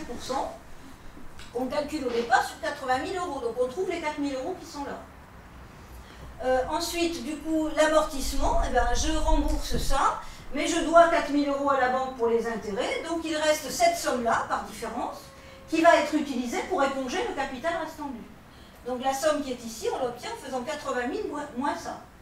Donc vous voyez que sur un tableur, c'est vraiment très très facile à saisir et à obtenir rapidement. Hein. Et donc après, on reproduit tout ça jusqu'au bout. Alors c'est là que vous voyez que je n'ai pas triché, j'ai vraiment fait un tableur. Hein, parce qu'à la fin, j'ai pas 0 avec mon truc, puisqu'ici, forcément, j'ai un arrondi sur mon annuité. Donc en pratique, bien entendu, la dernière annuité, elle va être un petit peu... on va lui enlever 0,05 pour être sûr que ça fasse pile 0 sur le capital restant dû. Après, c'est abrutis, hein, ça se fait assez facilement. Donc voilà pour les annuités constantes. Donc les emprunts sur lesquels auxquels on est quand même assez confronté. Donc voyez ce que je vous disais quand vous regardez en annuité constante. Donc en bleu ici, vous avez les intérêts. Donc on paye de moins en moins d'intérêts. Puisque les intérêts que l'on règle à la banque sont calculés sur le capital restant dû. Donc les annuités sont en jaune, là-dessus on voit bien qu'elles sont constantes, et les amortissements, eux, ils augmentent. Et ils augmentent de façon exponentielle. Les intérêts diminuent, les amortissements augmentent.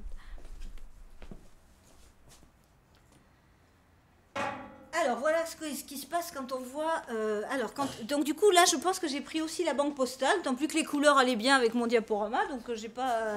ça allait bien. Donc j'ai pris... là j'avais pris un crédit consommation. Donc une petite somme. Donc le montant du crédit c'est 8 000 €. Donc là je vous mets juste la synthèse affichée par le simulateur. Donc ça vous donne la mensualité. Donc du coup là on est en mensualité, surtout quand on fait des emprunts de consommation. On obtient toujours un résultat de mensualité. La durée du remboursement c'est 72 mois. Et ce que je veux vous indiquer c'est que vous avez deux taux qui apparaissent. Donc il y a un peu une jungle sur les taux d'intérêt quand on s'intéresse au niveau des emprunts. Donc il y a le taux débiteur fixe de 96 et le TAEG fixe, donc qui ici est indiqué à 3 €.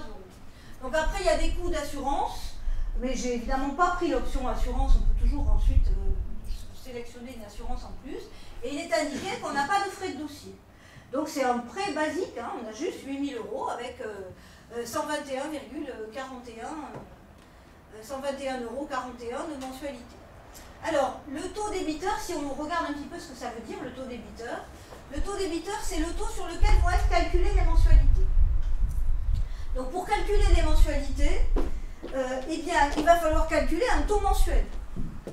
Et donc, c'est là qu'on retrouve ce que je vous disais tout à l'heure, c'est-à-dire que pour calculer un taux mensuel, on va utiliser donc le taux débiteur fixe et on va le diviser par 12.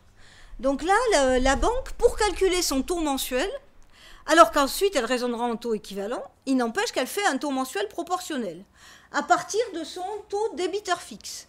Donc on prend le 2,96% et on le divise par 12. Ça donne le taux mensuel, que l'on va retenir pour le calcul des mensualités. Donc ensuite, on fait le calcul des mensualités en utilisant la formule de tout à l'heure, qui elle était construite sur les intérêts composés. Celle que je vous ai démontrée avec l'équilibre du flux financier. Donc on prend cette formule, j'ai marqué tout le détail ici, et on retrouve bien la mensualité qui était annoncée en haut, 121,41 €. D'accord ? Et donc ça, c'est pas évident du tout, pour un matheux en tout cas, de se dire, on a un taux annuel qui est donné, et on va pas le calculer, on va calculer avec des taux composés, mais pas sur le taux annuel, sur le taux mensuel équivalent. On prend le taux, avec le taux débiteur fixe, En fait, on peut dire que c'est un taux nominal, le taux débiteur fixe. Donc on le divise par 12 pour trouver le taux mensuel. Et après, on calcule les mensualités avec les formules d'intérêt composé. Donc là, on a retrouvé à peu près les résultats. Sauf qu'il faut savoir d'où sort ce 3% de TAEG fixe. Alors que là, manifestement, on s'est servi du 2,96% pour retrouver pile la bonne mensualité. Donc là, pour savoir d'où vient le TAEG fixe, il faut passer à la diapo d'après. Et oui, c'est compliqué cette histoire. Hein. Mais même moi, je me suis pris la tête avec ça. Hein. Mais ça me semblait important sur un atelier de maths de vous montrer comment ça fonctionne. Quoi, hein. Alors, le TAEG fixe, qu'est-ce que ça veut dire? Alors, ça veut dire taux actuariel, équivalent et général. Je crois que c'est ça, la symbolisation. L'acronyme, il veut dire ça. Donc, le taux actuariel, quand on parle de taux actuariel, ça veut dire que c'est un taux composé. D'accord? Équivalent, et puis général, parce que dans le TAEG, on va inclure les frais de dossier, si éventuellement il y a des frais de dossier dans le prêt. Hein. Ici, il n'y en avait pas, mais dans un TAEG, on va inscrire des frais de dossier. Donc du coup, ça veut dire que quand je calcule ça, le TAEG, c'est donc le taux annuel équivalent au taux mensuel que j'ai retenu. Et donc le taux mensuel, donc en l'absence de frais de dossier, hein, parce que là je n'ai pas de frais de dossier dans la diapo précédente. Donc j'ai pris mon taux débiteur, j'ai divisé par 12. Ça m'a donné un taux mensuel. On a calculé les mensualités avec ce taux mensuel. Mais si je veux le TAEG, je vais calculer le taux annuel équivalent à ce taux mensuel. Donc je fais 1 plus le taux mensuel, donc débiteur divisé par 12, j'élève à la puissance 12 et ça donne 1 plus le TAEG. D'accord ? Et donc quand on fait ça avec la diapo précédente, on trouve bien les 3% qui étaient indiqués. Donc du coup, on remplace le taux débiteur par 0,02960 et puis on va bien retrouver le TAEG qui est égal à 3%. Je crois que je l'avais fait.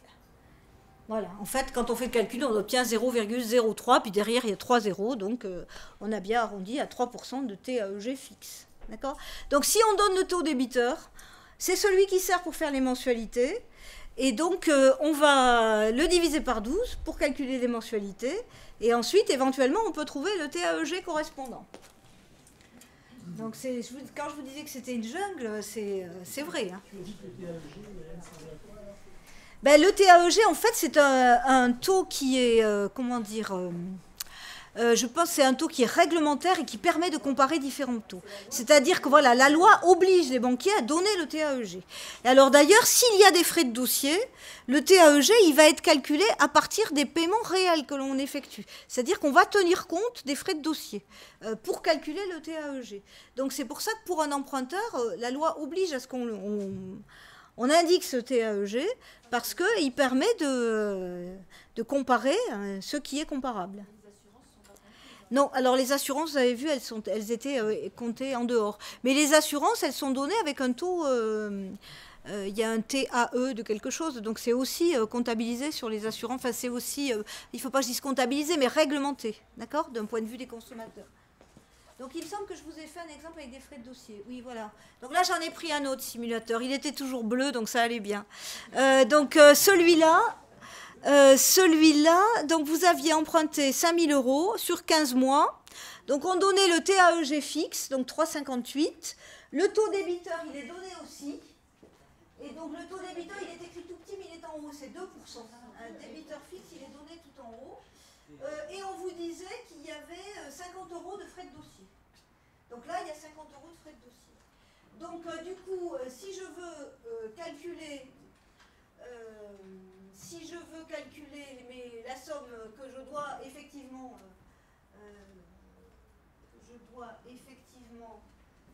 récupérer à l'énonce au départ, il faut que je fasse 5 000 € moins 50. Parce que même si on nous a prêté 5 000 €, c'est comme ça qu'il faut raisonner, à la date 0, on vous prête 5 000 €. Mais il y a 50 € de frais de dossier. Donc en fait, on ne vous prête pas 5 000 €. On vous prête 4 950 €. C'est comme ça qu'il faut faire. D'accord ? D'habitude, il est débite sur le compte, les 50 €, il est content plus les 5 000 €. Oui, mais ça revient au même. Donc là, je le raisonne comme ça. Donc après, on a les mensualités, on connaît les mensualités. C'est 337,80 sur 15 mois. Et mensualités, elles ont été calculées à l'aide du taux débiteur de 2%. Donc, qu'est-ce que je vous ai raconté ailleurs, à côté?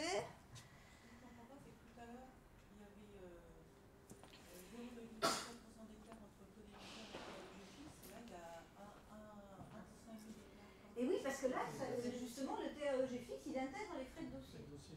Donc c'est ce que j'explique ici, c'est qu'en fait, quand je vais calculer le TAEG fixe, je vais calculer donc un taux équivalent, un taux actuariel annuel, qui, donc là j'ai mensuel, un taux mensuel équivalent qui va me donner les mensualités. Donc, non, je ne l'exprime pas bien, pardon. Les mensualités sont fixées. Donc il faut que je dise ici. Les mensualités sont fixées. Ça, c'est la somme que j'ai réellement empruntée, puisque j'ai déduit mes 50 € de frais de dossier. Donc, du coup, le taux mensuel équivalent, donc mensuel que j'ai utilisé, c'est celui-là, puisque c'est la formule qu'on a vue tout à l'heure. Donc, de là-dedans, alors évidemment, il faut résoudre cette équation. Et cette équation, elle n'est pas du tout facile à résoudre. Hein. Donc, on ne sait même pas la résoudre algébriquement, mais on la résout avec une calculatrice. Hein. Vous avez des calculatrices qui font ça. Je crois que j'ai même mis la copie d'écran. Voilà, donc là j'ai une de 83, une TI 83, elle a un module de résolution. Donc j'ai écrit 1 plus x puissance moins 15 sur x, et donc j'ai de l'autre côté, ça doit être égal à 4950 divisé par 337,80, et donc on trouve un taux mensuel, donc IM, qui est de 0,00293 et des poussières. Donc là c'est la résolution numérique qui le donne. Donc, mais ça, c'est le taux mensuel, parce que je l'ai calculé avec des mensualités. Donc, j'ai utilisé la formule d'intérêt composé, mais avec un taux mensuel. Et donc, maintenant, si je veux retrouver mon TAEG, eh bien, je calcule le taux annuel équivalent. Donc, je fais 1 plus IM à la puissance 12, et je trouve 3,5787. Et la banque a affiché 3,58, donc ça correspond bien. Donc, si vous dites que les 50 € de frais de dossier, ils ont été prélevés à côté sur la banque, on peut peut-être refaire le calcul, mais en tout cas, le calcul qui était sur le simulateur, il a été fait comme ça. Hein. Mais je pense, enfin, il faudrait vérifier, mais on risque de trouver à peu près pareil. D'accord? Donc, vous voyez que c'est un peu compliqué de se retrouver là-dedans. Donc là, vous aviez deux captures d'écran. Moi, ce que je trouvais intéressant, c'est que là, justement, il n'y a pas de... comment dire ? Il n'y a pas d'incertitude, c'est-à-dire que la banque joue le jeu, elle affiche le taux avec lequel elle va calculer ses mensualités, et puis elle affiche le taux réglementaire qu'elle est obligée d'afficher. Alors il y a d'autres situations d'emprunt, voilà, en voilà une, donc elle est jaune, mais tant pis. Là, c'est nettement moins bien, hein. Là, il ne donne que le TAEG fixe. Donc là, dans cette simulation, oui, donc c'était une publicité, et là on donne, alors elle est sûrement plus ancienne, parce que là c'est 4%, on a un TAEG de 4%. Et donc on donne, la somme empruntée c'était 1 000 €, je crois, 1 000 ou 10 000, je ne sais plus, oui, 1 000 €, 48 mois, 225,48 € de mensualité. Alors c'est moins honnête du point de vue de la personne qui gère ce site-là, parce qu'elle donne seulement le taux réglementaire, donc on ne sait pas du tout si ce taux réglementaire, dans ce taux réglementaire, il y a beaucoup de frais de dossier ou pas. Ça, on ne le sait pas, on n'arrive pas à avoir le taux qui est réellement pratiqué par l'établissement financier. Par contre, pour nous, ça sera beaucoup plus facile à calculer. Parce que du coup, ça veut dire que 4%, c'est le taux annuel équivalent à partir de... Enfin, c'est le taux annuel qu'on peut retenir pour calculer les mensualités. Donc du coup, nous, on peut calculer notre taux mensuel équivalent, avec la formule qu'on avait vue, à puissance 1 sur 12, etc., et recalculer directement les mensualités. Donc là, du coup, on a un accès direct aux mensualités par le biais d'un taux mensuel équivalent. Donc je pense que je l'ai fait là. Voilà, parce que si je fais le taux mensuel équivalent, donc le 1 plus i pour... Oui, voilà, ce que vous avez comme taux mensuel équivalent, c'est le 1,04 puissance 1 sur 12 moins 1. Ça, c'est le taux mensuel. Je n'ai pas développé ici parce que j'ai eu la flemme, mais et puis je ne voulais pas mettre de valeur approchée. Ça, c'est le taux mensuel équivalent à un 4% annuel. J'ai le 1 plus i annuel à la puissance 1 sur 12 moins 1. Donc ça joue le rôle du IM. D'accord ? Et en bas, je dois mettre en bas, je dois mettre 1 plus IM à la puissance 12. À la puissance moins 48, pardon. Et donc, du coup, je me retrouve avec ça. On va voir, mais ça fonctionne. Et donc là, on retrouve bien, effectivement, tout de suite, la mensualité qui était donnée ici. Donc on peut aussi utiliser le TAEG pour directement calculer les mensualités, hein, c'est tout à fait faisable. Donc à vérifier ce que j'ai écrit, mais on retombe bien pile sur le même. Hein. Il faut reprendre la formule que j'avais donnée tout à l'heure pour calculer l'annuité. Donc du coup, on le retrouverait comme ça. D'accord ? Je ne sais pas s'il me reste beaucoup de temps, non, pas trop. Donc vous voyez qu'il faut quand même savoir de quoi on parle. Hein. C'est ça qui est intéressant, c'est que ça ne suffit pas de savoir comment fonctionne un intérêt composé pour comprendre comment sont calculées les mensualités d'un emprunt. C'est ce que je voulais vous montrer dans cet atelier, parce que je trouve que c'est intéressant d'aller calculer. Oui.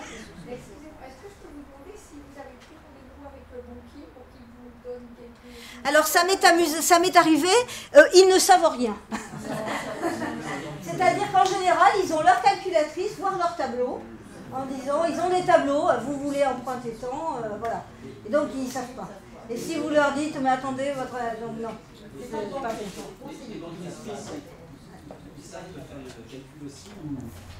bon. Non, pour beaucoup, ils ne savent pas faire le calcul. Je ne veux pas être méchante, mais pour beaucoup, ils savent pas ça.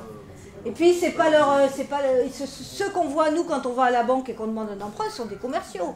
Donc, ils sont là pour vendre des produits. Et ils ont des informations sur les produits financiers qu'ils doivent vous vendre. Et ils ne connaissent pas forcément la cuisine qui est derrière.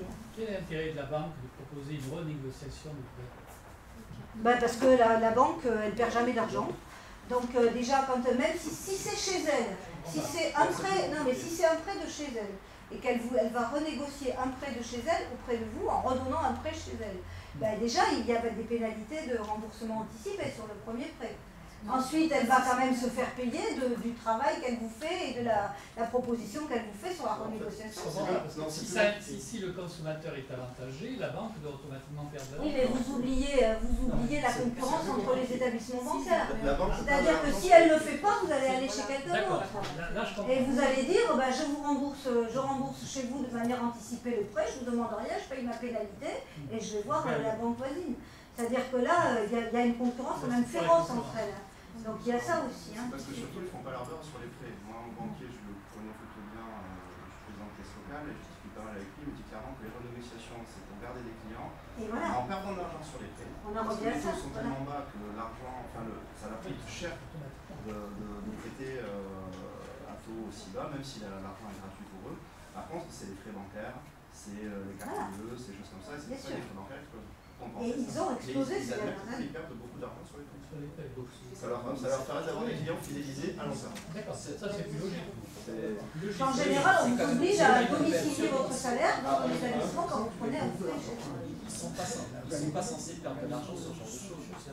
Non, mais ce qu'on vient de montrer, en tout cas, c'est qu'ils n'en perdent pas, mais ils n'en gagnent pas, puisqu'on équilibre à la date zéro.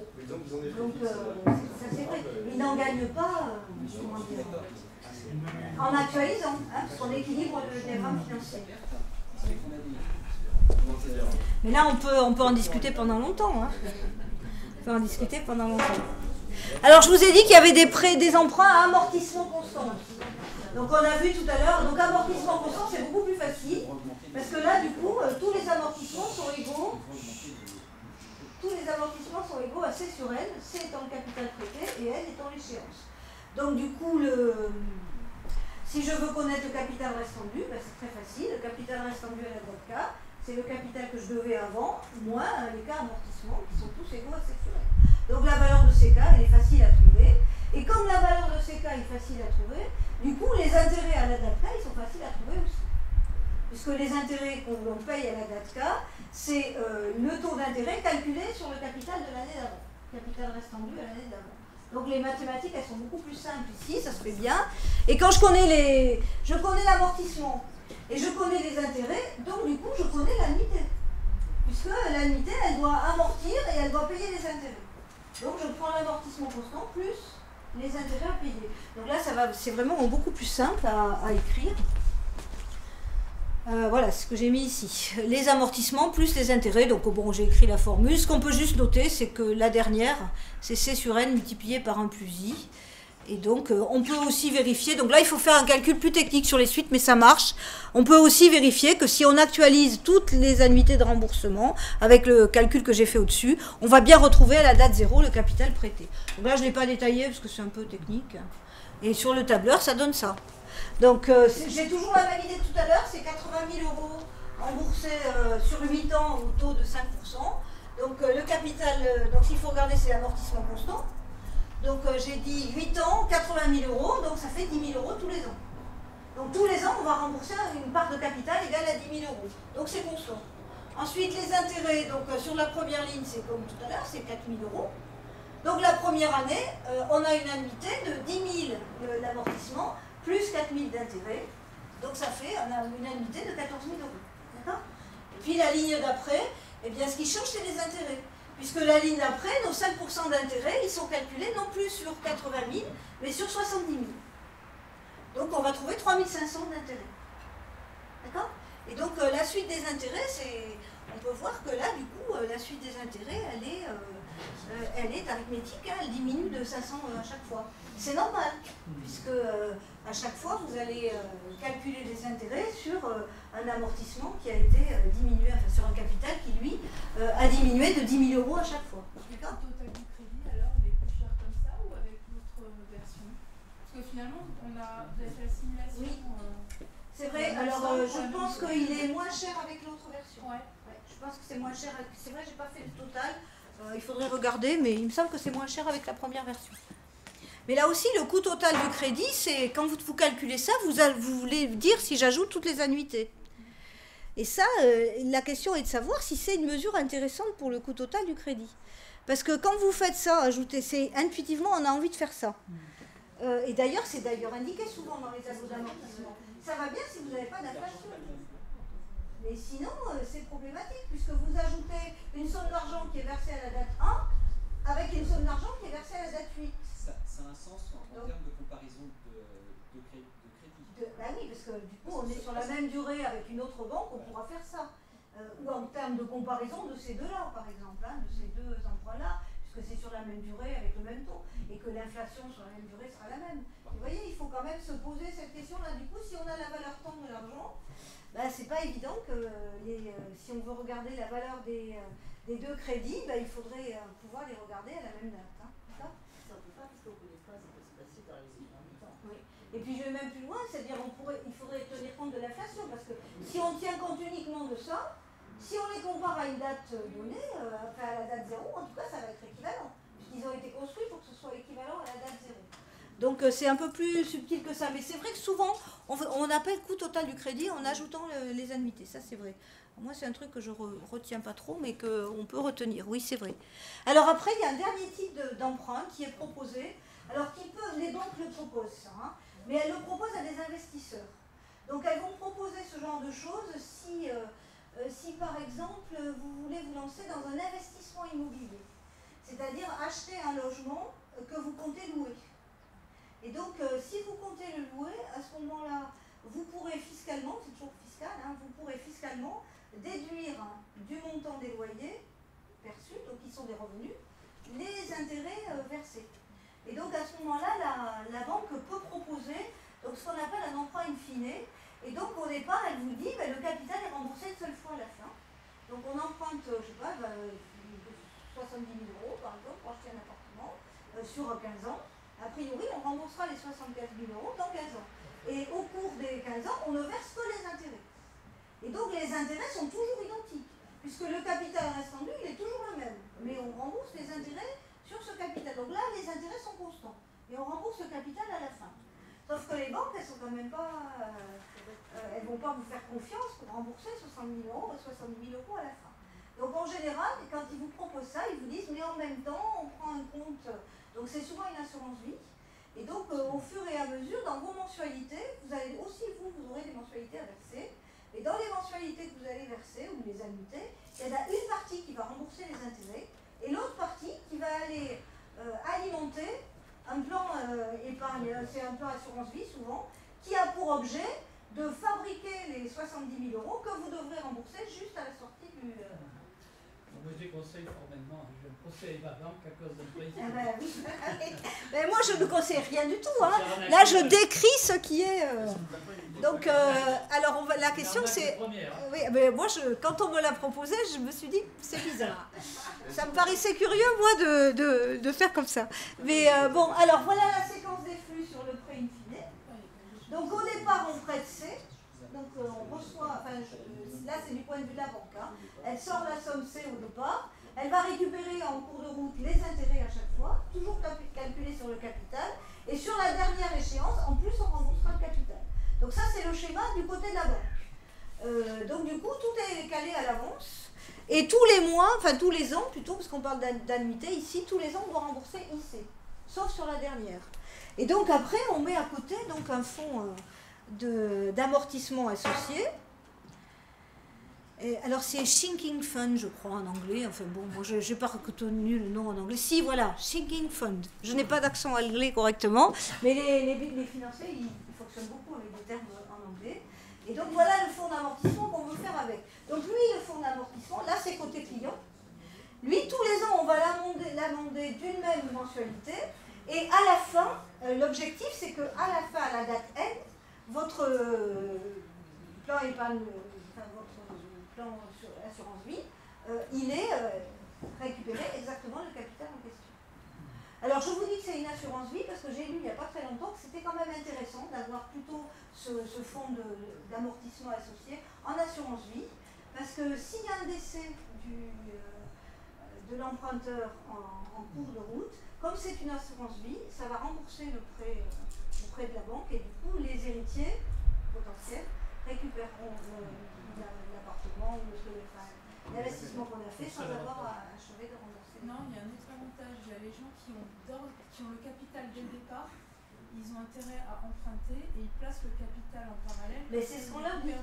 C'est ce qu'on dit. Il faut avoir le capital dès le départ. Oui, puis il faut jouer sur des taux corrects. Quoi, hein. Moi, avoir l'argent et puis emprunter pour le rendre après, ça m'a pas oui, peut-être. Oui. Et là, pour le coup, il faut prendre une garantie hypothécaire, on va garantir nos efforts. Oui, c'est possible que ça se fasse au niveau des prêts relais. Oui, ça c'est possible, je ne connais pas ça. En fait, ils font le prêt pendant 2 ans, sous condition que ce soit vendu à la fin. Ouais, ils n'ont pas vraiment de moyens après, ils n'ont pas forcément d'hypothèque pour se retourner. Ils poussent la personne à négocier son prêt pour arriver à vendre. Ouais, ça, oui, il faudrait que je creuse ça, mais... Donc ici, la question, c'est après de calculer la mensualité que la personne aura à payer, ou l'annuité que la personne aura à payer. Puisque tous les ans, il faudra payer les intérêts sur le capital, plus la valeur petit m que l'on va indiquer sur ce fonds d'amortissement. Et donc la valeur m, elle va être calculée de façon à ce que la valeur future de ces versements, donc ici j'ai calculé une valeur future, que la valeur future soit exactement égale au capital. Donc là, je n'ai pas détaillé sur les diapos précédentes comment je faisais pour calculer la valeur future, mais du coup, au lieu de ramener les sommes à la date 0, au contraire, on les ramène à la date n. Donc cette somme n, par exemple, elle va capitaliser pendant n-1 période. Donc on va faire n multiplié par 1 plus i puissance n-1. Celle-ci, la deuxième, elle va capitaliser pendant n-1 période. Et puis la dernière, elle capitalisera pendant 0 période. Donc ça va être plus n tout seul. Vous voyez, on fait un peu comme tout à l'heure avec une somme de termes de suite géométrique et on trouve ça. Donc ça, c'est la valeur future des versements constants petit m. Il faut que ce soit égal au capital que l'on doit rembourser, puisque ça doit coïncider. Donc on en déduit la valeur de n. Donc c'est pas tout à fait la même formule que celle qu'on a dit tout à l'heure. Hein. Donc ici c'est CR divisé par 1 plus R puissance n moins 1. Alors tout à l'heure on avait 1 moins 1 plus R puissance moins n, ou quelque chose comme ça, hein, puisqu'on a raisonné avec la valeur future. Et donc tous les mois, eh bien, si je veux savoir combien ça me coûte, bah, il faut que je fasse IC plus M. D'accord ? IC c'est le remboursement du capital et M c'est la cotisation en quelque sorte, voilà, je crois que je l'ai mis, je ne sais pas, la cotisation sur le taux en question. Donc tous les mois, je dois payer IC plus M. D'accord ? Alors voilà, donc du coup, j'ai mis ma source parce que là, je trouvais que ça représentait bien ce qu'on doit faire. C'est d'une part, donc sur la partie gauche, vous avez le prêt, donc le prêt in fine. Donc on rembourse des intérêts constants. Et juste à la fin, on rembourse la totalité du capital. Et à côté, vous avez une constitution du capital petit à petit avec les annuités en question. Alors les couleurs vertes et rouges dans l'autre partie, je ne vois pas trop. Et oui, mais dans l'autre, on n'a pas capital et intérêt, justement. Dans le fonds d'amortissement associé, on verse quelque chose. Ah oui, je comprends ce que vous voulez dire. Il y a évidemment, puisque le premier versement va produire des intérêts plus le deuxième. Donc ce qu'il faut voir, c'est que ça progresse de façon exponentielle jusqu'à obtenir la même valeur à la fin. On a C de ce côté et on a C aussi de l'autre. Par contre, ce guide, c'est un guide qui appartient à une banque parce que ça laisse croire que les intérêts de l'assurance vie, dès le départ, sont plus importants que les intérêts qui sont versés à la banque. Oui, mais moi je vous dis, je pense que sur les questions. De l'autre côté, moi ce que je pense qu'il faut regarder, c'est constitution du capital.